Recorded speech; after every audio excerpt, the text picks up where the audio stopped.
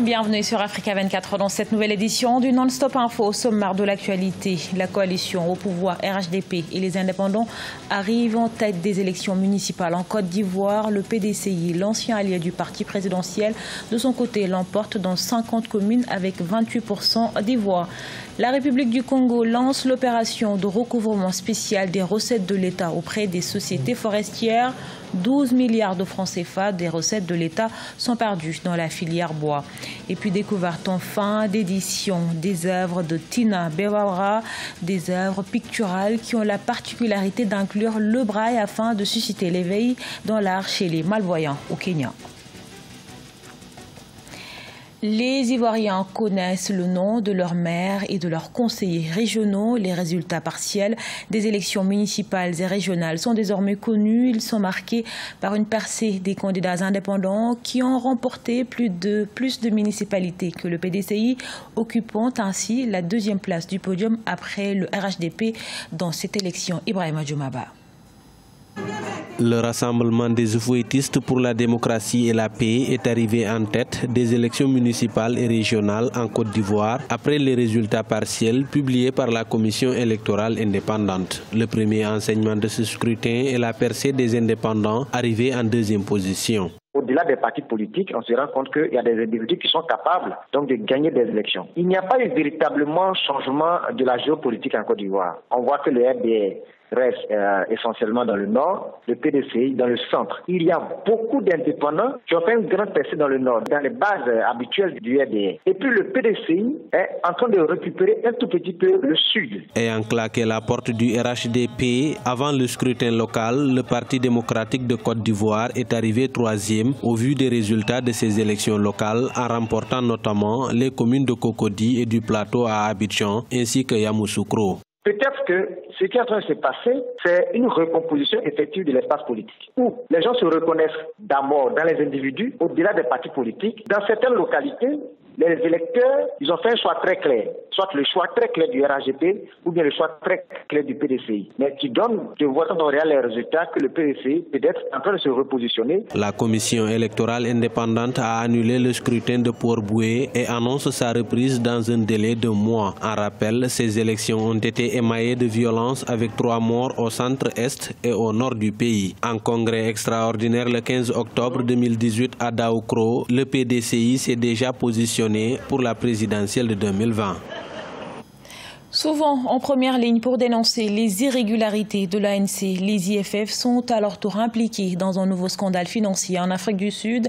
Impliqué via son vice-président, l'Economic Freedom Fighters dénonce une cabale politique à quelques mois des élections générales. Un sujet de la rédaction.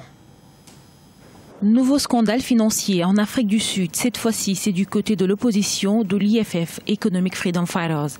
Le parti de gauche radical de Julius Malema aurait illégalement reçu plusieurs centaines de milliers d'euros de la part d'une banque sud-africaine. Des accusations réfutées par son vice-président qui est directement impliqué. Nous n'avons jamais reçu d'argent de VBS et ceux qui pensent que c'est le cas sont fous. Jamais 10 millions de rand n'ont atterri sur mon compte. Tout ceci est le fruit d'une machine de propagande. C'est de la folie pure.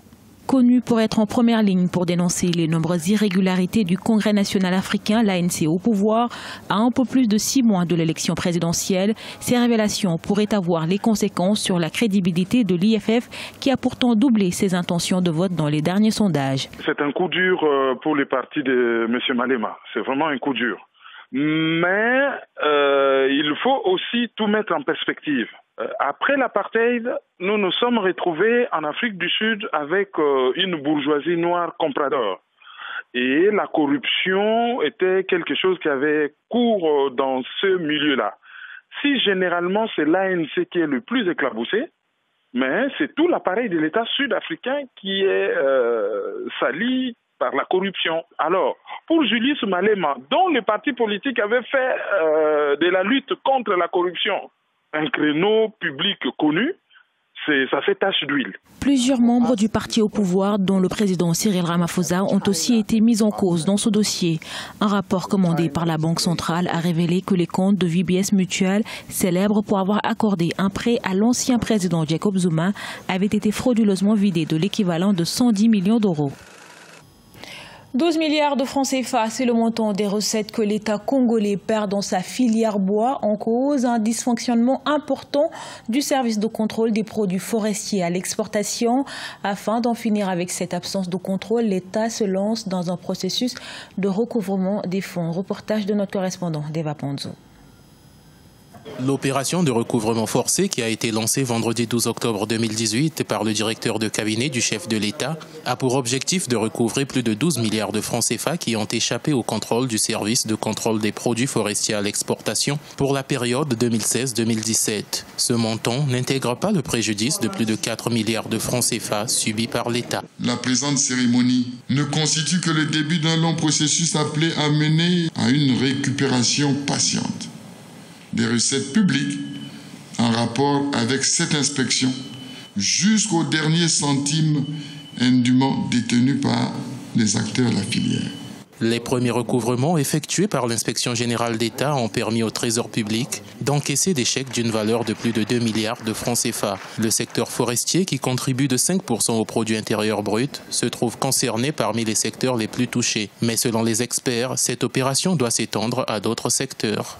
Il est d'une grande importance que l'État puisse prendre toutes les mesures nécessaires afin d'améliorer le recouvrement des recettes publiques. Les recettes forestières, c'est un des éléments, mais il y a les recettes douanières, les recettes fiscales, il y a un certain nombre de recettes sur lesquelles l'État doit faire preuve de plus de vigilance. Notons qu'une commission avait été immédiatement mise en place en juin 2018 par le cabinet du président de la République afin d'apporter des éclairages sur les informations révélatrices de sérieux dysfonctionnements au service de contrôle des produits forestiers à l'exportation.